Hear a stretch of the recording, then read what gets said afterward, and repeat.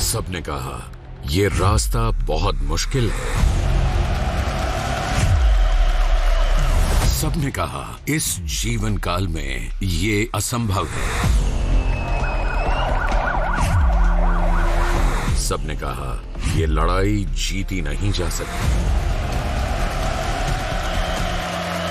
लेकिन सिर्फ केसीआर को विश्वास था और उन्होंने इसे संभव कर दिखाया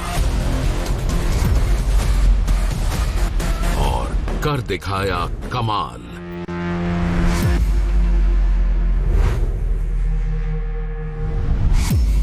दशकों तक संयुक्त आंध्र प्रदेश राज्य के भीतर अधिकारहीन रहने के बावजूद तेलंगाना की जनता कभी पीछे नहीं हटी।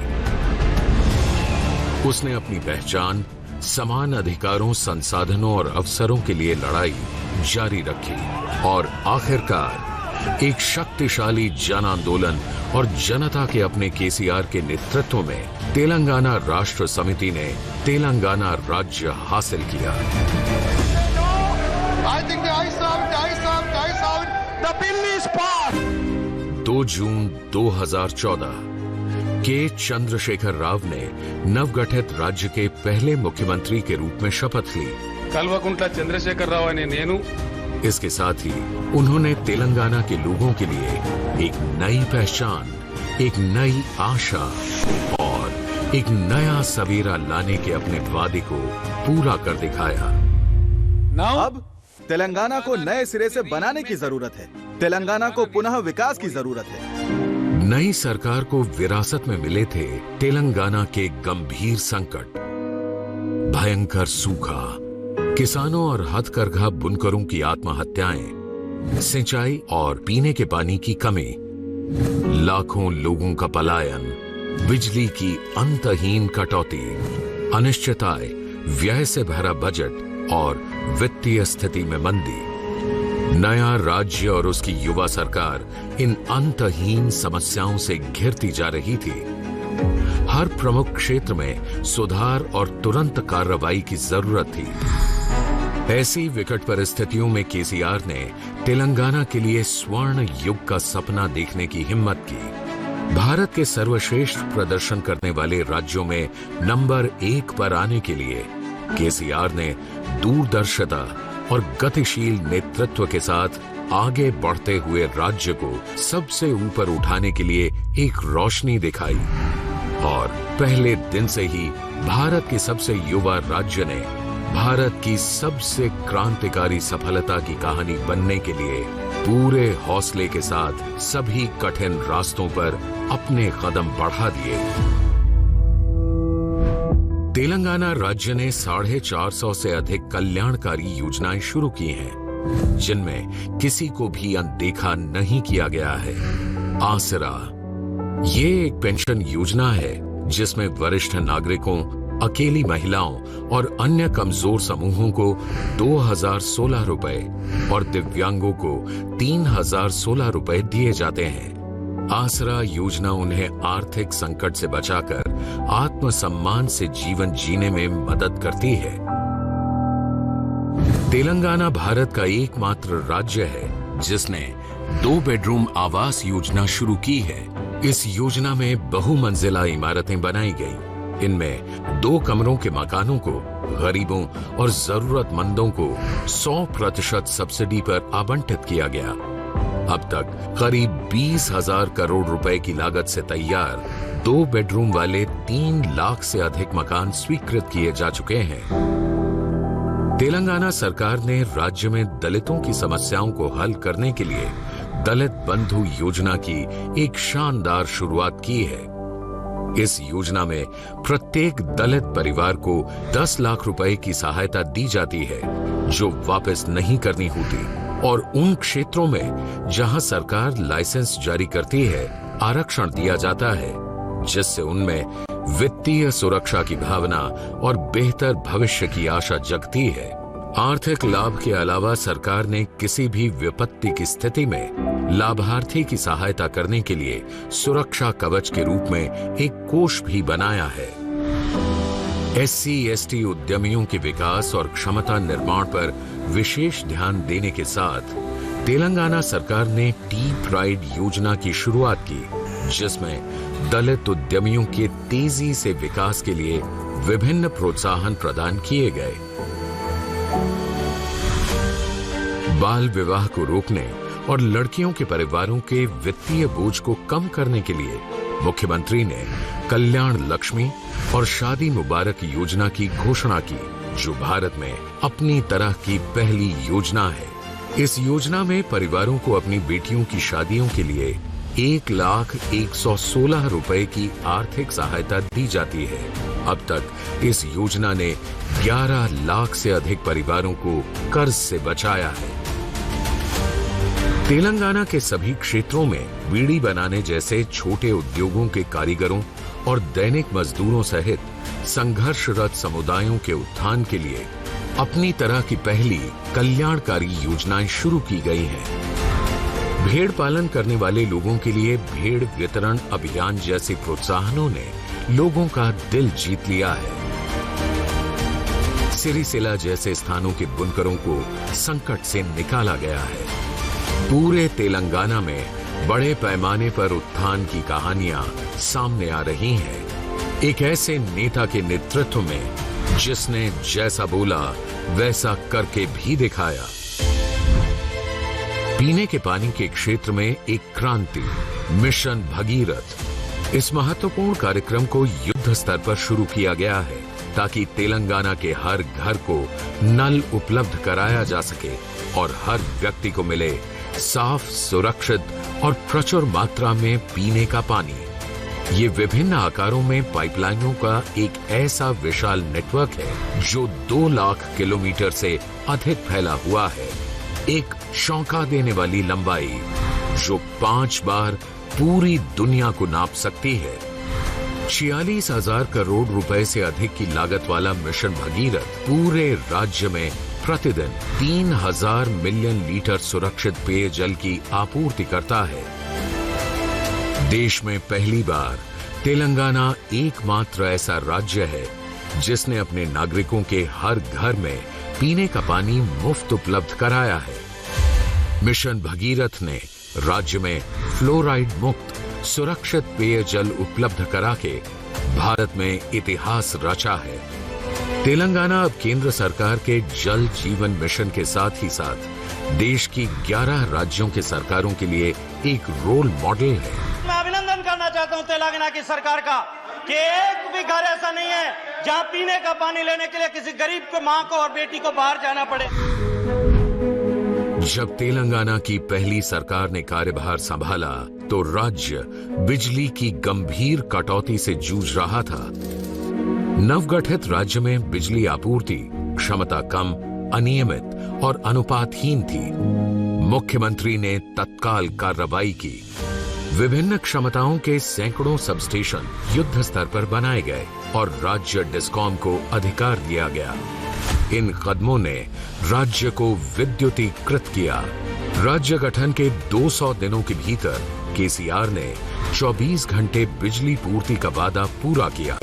तेलंगाना में आज कहीं भी बिजली कटौती नहीं होती है और तेलंगाना एकमात्र भारतीय राज्य है जो सभी क्षेत्रों को 24 घंटे हर दिन उच्च गुणवत्ता वाली बिजली की आपूर्ति करता है। 2014 में स्थापित बिजली क्षमता 7,600 मेगावाट से बढ़कर मात्र 7 साल में यानी 2021 में 17,305 मेगावाट हो गई है और 2023 तक तेलंगाना अपनी कुल बिजली क्षमता को 25,000 मेगावाट के प्रभावशाली लक्ष्य तक पहुंचा देगा। केसीआर के दूरदर्शी नेतृत्व में अल्ट्रा मेगा पावर प्रोजेक्ट्स के पूरा होने के साथ इसे हासिल किया जाएगा।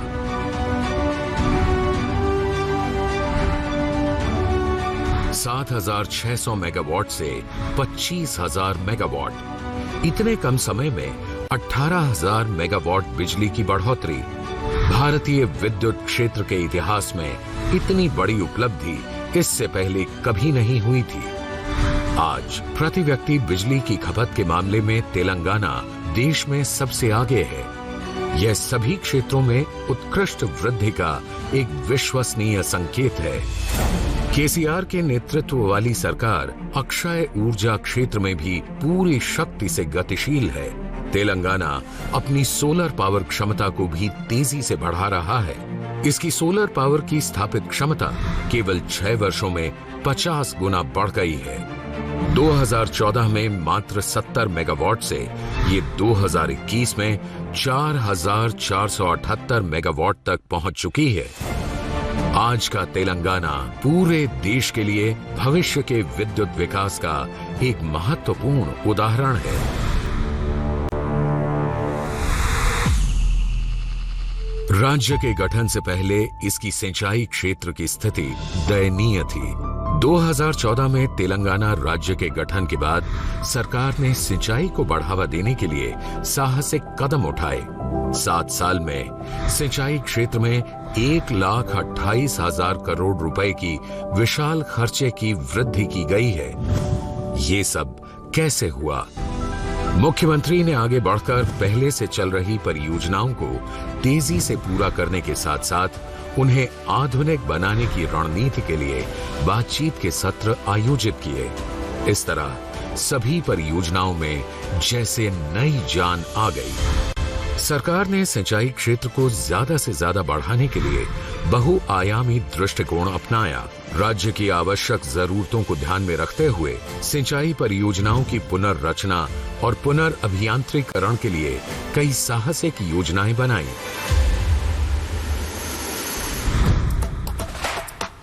पालामुरू, रंगारेड्डी और सीतारामा लिफ्ट सिंचाई परियोजनाएं, देवादुला लिफ्ट सिंचाई योजना और कालेश्वरम लिफ्ट सिंचाई योजना। कालेश्वरम मल्टी स्टेज लिफ्ट सिंचाई योजना दुनिया की सबसे बड़ी लिफ्ट सिंचाई परियोजना है। गोदावरी के पानी को 90 मीटर से 618 मीटर की ऊंचाई तक उठाने के लिए एक नए रूप से निर्मित की गई विशाल परियोजना, जिसने तेलंगाना की प्यासी भूमि तक पानी पहुंचाने का दुष्कर काम पूरा किया। एक समय असंभव लगने वाली कालेश्वरम मल्टी स्टेज लिफ्ट सिंचाई योजना तेलंगाना सरकार द्वारा हासिल की गई एक ऐसी बेमिसाल उपलब्धि है, जिसके तहत गोदावरी नदी पर 3 बैराजों के साथ 20 mega volume water lift, 22 pump house, 20 तालाबों, सुरंगों, पाइपलाइनों और नहरों का लगभग 2000 किलोमीटर लंबा नेटवर्क, सब कुछ सिर्फ 36 महीने के रिकॉर्ड समय में पूरा किया गया। ये परियोजना 45 लाख एकड़ जमीन के लिए पानी की आवश्यकता को पूरा करेगी और ये 2 फसलों के लिए पानी देगी। इसका मतलब है कि 90 लाख एकड़ जमीन सोना उगलेगी। इसके साथ ही सरकार ने मिशन काकतीय भी शुरू किया। 11वीं सदी के काकतीय राजवंश के छोटे सिंचाई टैंकों और जल निकायों के तरीकों को 21वीं सदी में दोबारा अपनाया। बेकार पड़े 46,531 मौजूदा टैंकों को साफ किया गया और 22,000 करोड़ रुपए का निवेश किया गया। मिशन काकतीय को तेलंगाना के भूमिगत जल स्तर को बढ़ाने के लिए नवनिर्मित किया गया, ताकि राज्य की हर कृषि योग्य भूमि तक पानी पहुंचे, पशुओं की देखभाल हो और ग्रामीण अर्थव्यवस्था को बढ़ावा मिले। तेलंगाना सरकार के अविश्वसनीय योगदान से सिंचाई क्षेत्र में 2014 से 2021 तक 119% की वृद्धि हुई है। तेलंगाना में पानी की वृद्धि से मत्स्य पालन उद्योग को बढ़ावा मिला, जिससे आज तेलंगाना भारत में अंतर्देशीय मत्स्य पालन में प्रथम स्थान पर है। तेलंगाना के कृषि क्षेत्र में भी बदलाव आया उन नए सुधारों के कारण, जिनका लक्ष्य है न केवल किसानों की परेशानी को कम करना, बल्कि उन्हें अधिक सशक्त बनाना, जिससे किसान अपना भाग्य खुद बदल सकें। ये सब संभव हो पाया क्योंकि इस सरकार में वादों को पूरा करने की राजनीतिक इच्छा शक्ति है, जिसमें विचार मंथन और योजनाओं में सभी लोगों को भागीदार के रूप में शामिल करना और कृषि सुधारों की विस्तृत योजनाओं को लागू करना था, जो देश में पहले कभी नहीं हुआ। आज तेलंगाना में किसान मंच योजना में 5000 एकड़ क्षेत्र के प्रत्येक खेत को एक समूह के अंदर संरक्षित किया गया है, जो एक कृषि विस्तार अधिकारी के अंतर्गत रखा गया है। कुल 2601 समूहों के साथ ये भारत के लिए एक नया सिद्धांत है। किसान मंच एक पुल है किसानों और कृषि विस्तार अधिकारियों के बीच। यह किसान की वित्तीय, खेती और पशुपालन से जुड़ी समस्याओं के लिए बेहतर समाधान उपलब्ध कराता है। किसान बीमा योजना किसी भी दुखद और अप्रत्याशित घटना के लिए 100% प्रीमियम देने वाली बीमा योजना है। किसान बंधु योजना, जिसमें रबी और खरीफ की फसल के लिए हर साल 100% निवेश इनपुट सब्सिडी के तहत प्रति एकड़ 10,000 रुपए की गैर वापसी आर्थिक मदद दी जाती है। तेलंगाना की किसान बंधु योजना भारत सरकार की पीएम किसान योजना के लिए एक रोल मॉडल है। पिछले 7 वर्षों में सरकार ने उन सुधारों को लागू करने के लिए 50,448 करोड़ रुपए खर्च किए हैं। उन्हीं की बदौलत तेलंगाना का किसान अब आधुनिक युग में प्रवेश कर रहा है। आज किसान नवीन और वैज्ञानिक कृषि विधियों जैसे सूक्ष्म सिंचाई, ड्रिप सिंचाई, फसल परिवर्तन, ग्रीन हाउस और पॉली हाउस आदि को अपने प्रयोग में शामिल कर रहे हैं। वे नई किस्मों की फसल उगा रहे हैं और अपने खेतों का मशीनीकरण कर रहे हैं, और इन सब के प्रभाव से हो रहा है बदलाव। कृषि के लिए 24 घंटे मुफ्त उच्च गुणवत्ता वाली बिजली भारत में पहली बार, ये एक बहुत बड़ी उपलब्धि है। बिना किसी टैक्स के कृषि के लिए पानी। कपास उत्पादन में तेलंगाना प्रथम स्थान पर है। 35 लाख से अधिक किसानों पर 22,000 करोड़ रुपए से अधिक के कर्ज माफ किए गए। 2018 में कई दशकों में पहली बार तेलंगाना में किसी भी किसान ने आत्महत्या नहीं की। कृषि क्षेत्र के उत्पादन में 8 गुना वृद्धि देखी गई। 15वें वित्त आयोग ने भू अभिलेखों के डिजिटलीकरण में तेलंगाना राज्य को दूसरे स्थान से सम्मानित किया। भारत में पहली बार तेलंगाना ने बीजों का ऑनलाइन प्रमाणन शुरू किया। आज तेलंगाना के किसान धान उत्पादन में नंबर 1 बनने के लिए पंजाब को प्रतियोगिता दे रहे हैं।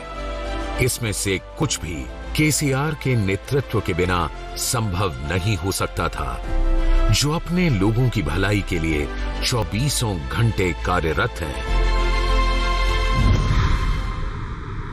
तेलंगाना ने जिन प्रमुख क्षेत्रों में काम किया है, उनमें से एक है स्वास्थ्य सेवाएं। कंटी वेलुगु दुनिया का सबसे बड़ा नेत्र जांच शिविर, जो निशुल्क आंखों की जांच से लेकर फ्री चश्मे और सर्जरी, आंखों की देखभाल और गंभीर नेत्र रोगों की रोकथाम के बारे में जागरूकता पैदा करते हुए 2018 से अब तक करीब 3.5 करोड़ की आबादी तक उपचार पहुंचा चुका है। नए मेडिकल कॉलेजों और अस्पतालों के साथ हर मोहल्ले में भी व्यापक बदलाव आ रहा है। बस्ती दवाखाना प्राथमिक स्वास्थ्य केंद्रों का एक ऐसा नेटवर्क है, जो शहर की हर बस्ती में गरीबों की सेवा में उपलब्ध है। 350 बस्ती दवाखाना मुफ्त परामर्श, दवाएं और विभिन्न टेस्ट सेवाएं प्रदान करते हैं। आम जनता तक कुशलता और जल्दी स्वास्थ्य सेवाएं पहुंचाने का श्रेय इसी तरह की स्वास्थ्य सेवाओं को जाता है, और सबसे ज्यादा फायदा तेलंगाना की महिलाओं को हुआ है। मां की गोद कार्यक्रम, जिसमें 300 एम्बुलेंस गर्भवती महिलाओं के लिए मुफ्त सेवाएं प्रदान करती हैं।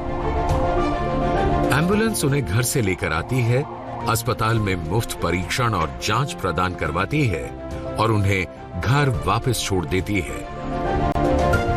स्वास्थ्य लक्ष्मी योजना गर्भवती और स्तनपान कराने वाली महिलाओं के साथ साथ शिशुओं की भी देखभाल करती है, उन्हें कुपोषण से बचाती है और उनके संपूर्ण पोषण संबंधी जरूरतों को पूरा करती है। यह कार्यक्रम नियमित और संतुलित भोजन प्रदान करता है।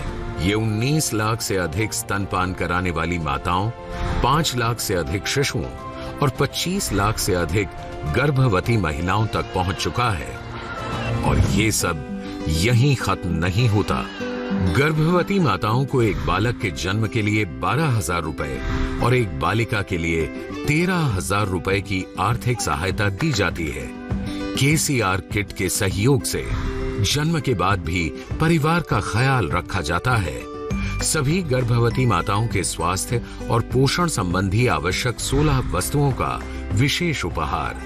यह किट नए माता पिता के लिए बहुत लाभकारी है, खासकर उनके लिए जिनके पास खुद सामान खरीदने के साधन नहीं है। इन योजनाओं के कारण आज तेलंगाना में कुल संस्थागत प्रसव 98% और 100% टीकाकरण शिशुओं, बच्चों और गर्भवती महिलाओं का हो रहा है। और राज्य में मातृ मृत्यु दर और शिशु मृत्यु दर के परिणाम भी बेहतर होते जा रहे हैं। जब सार्वजनिक स्वास्थ्य सेवा सबको समान रूप से मिलती है, तब ये पूरे समाज के लिए जीवन की गुणवत्ता को बढ़ाती है। तेलंगाना एक राष्ट्रीय नेतृत्व के साथ अपनी अगली पीढ़ी के लिए सुनिश्चित कर रहा है कि उनका भविष्य उज्जवल हो। प्राथमिक स्तर से लेकर उच्च शिक्षा तक प्रत्येक बच्चे को अच्छी शिक्षा का लाभ मिले।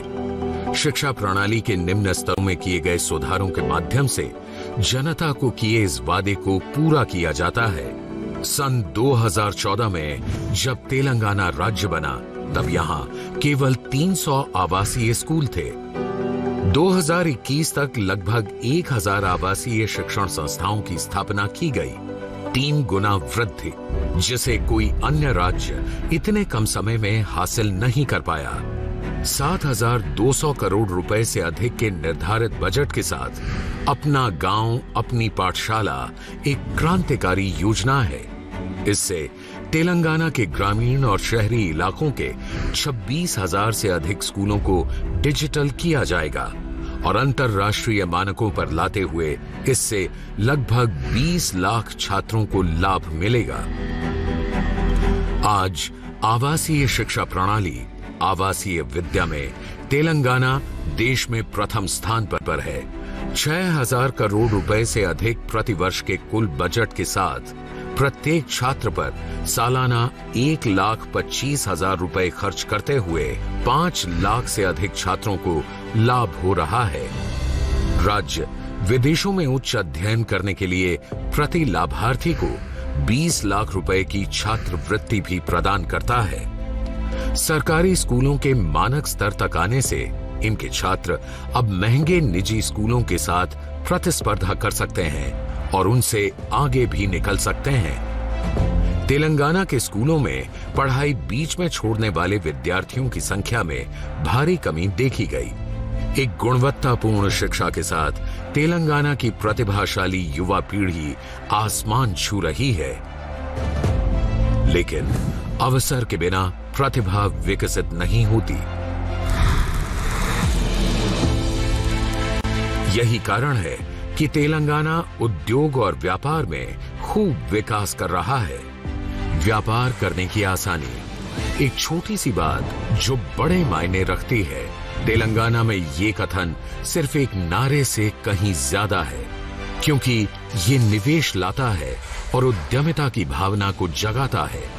तेलंगाना राज्य की इंडस्ट्रियल पॉलिसी TSI पास, TSB पास और धरणी पोर्टल इस योजना को शक्ति प्रदान करते हैं। कम निरीक्षण और अधिक सुविधा के लिए रचा गया TSI पास एक ऐसी तेज प्रक्रिया है जिस द्वारा 15 दिन के भीतर अनुमति दी जाती है। आज तेलंगाना में 20,000 उद्योग हैं, जिन्हें तेलंगाना राज्य औद्योगिक नीति की ओर से मंजूरी दी गई है। तेलंगाना आइए, तेलंगाना में निवेश कीजिए, आओ मिलकर बढ़ें। केवल 7 साल में तेलंगाना के इन उद्योगों में 2,32,000 करोड़ रुपए से अधिक का निवेश हुआ है। इसमें आश्चर्य नहीं कि बड़ी बड़ी अंतर्राष्ट्रीय कंपनियां विशेष रूप से IT में तेलंगाना और हैदराबाद की ओर रुख कर रही हैं। स्टार्टअप्स के लिए हैदराबाद तेजी से पसंदीदा जगह बनता जा रहा है। आज यहां 6,600 से अधिक स्टार्टअप्स हैं। उनमें से कुछ $1 बिलियन मूल्यांकन या यूनिकॉर्न स्टेटस प्राप्त करने के करीब हैं। 14% की वृद्धि के साथ 2021-22 में आईटी का निर्यात 1.5 लाख करोड़ रुपए से अधिक है। लेकिन तेलंगाना सरकार के लक्ष्य और भी ऊंचे हैं। अगले 3 साल में ये लक्ष्य 3 लाख करोड़ रुपए तक पहुंचने का है। हैदराबाद की जीनोम वैली विश्व की वैक्सीन राजधानी है। वैश्विक टीकों का 33% उत्पादन जीनोम वैली में ही होता है और जल्द ही शोध एवं विकास के लिए दुनिया का सबसे बड़ा फार्मा उद्योग हैदराबाद में आ रहा है। इससे 9.7 बिलियन अमेरिकी डॉलर के निवेश को आकर्षित करने और लगभग 5,60,000 लोगों के लिए रोजगार की उम्मीद है। यह प्रगति सिर्फ बड़े शहरों में नहीं बल्कि तेलंगाना के हर गांव में हो रही है। भारत में किसी भी अन्य राज्य के अलग ग्रामीण विकास के लिए तेलंगाना के नेतृत्व की प्रशंसा करनी चाहिए, जो गांव के बुनियादी ढांचे के विकास को ध्यान में रखता है। तेलंगाना में 12,769 ग्राम पंचायतें हैं और प्रत्येक ग्राम पंचायत एक उदाहरण है। पल्ले प्रगति, ग्रामीण क्षेत्रों में जीवन में सुधार के लिए। पल्ले प्रकृति वनम, हर गांव में एक प्राकृतिक उद्यान है जिसमें भिन्न प्रकार की सुविधाएं उपलब्ध हैं। पल्ले दवाखाना, हर गांव में प्राथमिक स्वास्थ्य केंद्र हैं। पक्के घरों और गलियों में रोशनी की समुचित व्यवस्था। हर गांव में हरियाली बढ़ाने के लिए एक नर्सरी है। हर गांव में विकास कार्यों के साथ साथ कचरा इकट्ठा करने के लिए ट्रैक्टर है। सभी दैनिक जरूरतों के लिए एक बाजार। हर गांव में अत्याधुनिक शमशान और अंतिम संस्कार सेवाएं हैं। वैकुंठ धामम, केवल 7 वर्षों में पहली बार भारत के किसी राज्य ने सभी सुविधाओं का रुख एक साथ गांवों की ओर मोड़ दिया है। तेलंगाना का हरिताहारम भारत में सबसे बड़ा वृक्षारोपण और वनीकरण अभियान है, जो दुनिया में केवल ब्राजील और चीन के बाद तीसरे स्थान पर है। ये पूरे राज्य में 24% से 33% हरियाली बढ़ाने के लिए एक बड़ी योजना है। इसके तहत राज्य भर में 242 करोड़ पौधे लगाए जा चुके हैं। 21वीं सदी की हरित क्रांति को चलाने के लिए ग्रामीण स्तर पर नर्सरी बनाकर इस अभियान में राज्य के लोगों को शामिल किया जा रहा है। आम आदमी को साथ लेते हुए हरिताहारम योजना ने बड़ा संदेश दिया है कि सरकार जलवायु परिवर्तन से लड़ने में हमेशा आगे है।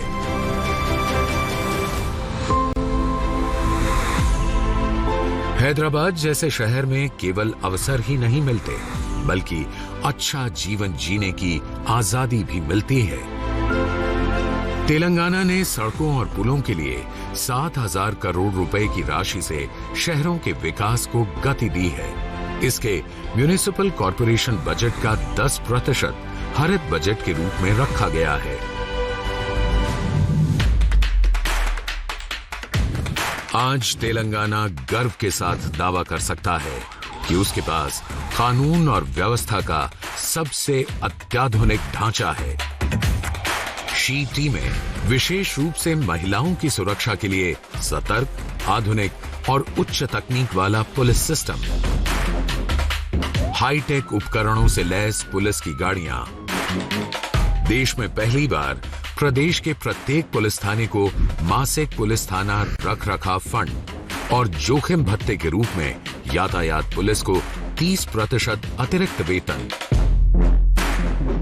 Hi tech world class police command control centre.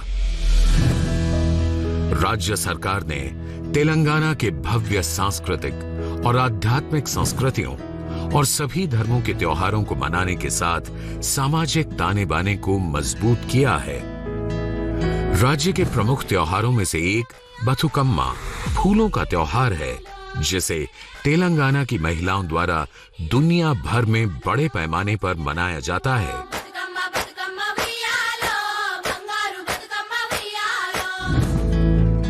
Yadadri Telangana में श्री लक्ष्मी नरसिम्हा स्वामी मंदिर विश्व के एक अनूठे आध्यात्मिक केंद्र के रूप में नवनिर्मित किया गया है। गुलाबी रंगों ने यहाँ के जीवन के हर पहलू को छुआ है। केवल 7 वर्षों में तेलंगाना का बदलाव शेष भारत के लिए प्रेरणा बना है। 7 वर्षों में भारत के सबसे युवा राज्य ने साबित कर दिया है कि प्रभावशाली शासन ही प्रगति का एकमात्र मार्ग है। अच्छी योजनाएं और लोगों के अनुकूल प्रशासन दोनों के मेल से ये जीत संभव हुई। तेलंगाना की प्रति व्यक्ति आय दोगुनी से अधिक हो गई है। 2014-15 में 1.24 लाख रुपए से बढ़कर 2021-22 में 2.78 लाख रुपए। तेलंगाना का सकल घरेलू उत्पाद 128% बढ़ चुका है। 2014-15 में 5.06 लाख करोड़ रुपए से बढ़कर 2021-22 में 11.55 लाख करोड़ रुपए। आज राजनीतिक गलियारे के दोनों ओर तेलंगाना के इस कदम की तारीफ हो रही है। भारत सरकार के नीति आयोग और भारतीय रिजर्व बैंक ने तेलंगाना को एक उच्च आर्थिक प्रदर्शक के रूप में घोषित किया है। तेलंगाना संयुक्त राष्ट्र के सतत विकास लक्ष्यों को हासिल करने वाला भारत का शीर्ष राज्य है। तेलंगाना के 7 गांवों को भारत की सांसद आदर्श ग्रामीण योजना के अंतर्गत सम्मानित किया गया और 19 गांवों के लिए ग्रामीण विकास मंत्रालय भारत सरकार द्वारा राष्ट्रीय पुरस्कार प्रदान किया गया है। सिर्फ 7 साल में तेलंगाना ने खुद को देश और दुनिया के सामने विकास के एक मॉडल के रूप में साबित किया है। भारत के सबसे वंचित राज्यों में से एक रहे तेलंगाना की तरक्की और राष्ट्रीय मंच पर शीर्ष प्रदर्शन आश्चर्यचकित करने वाले हैं।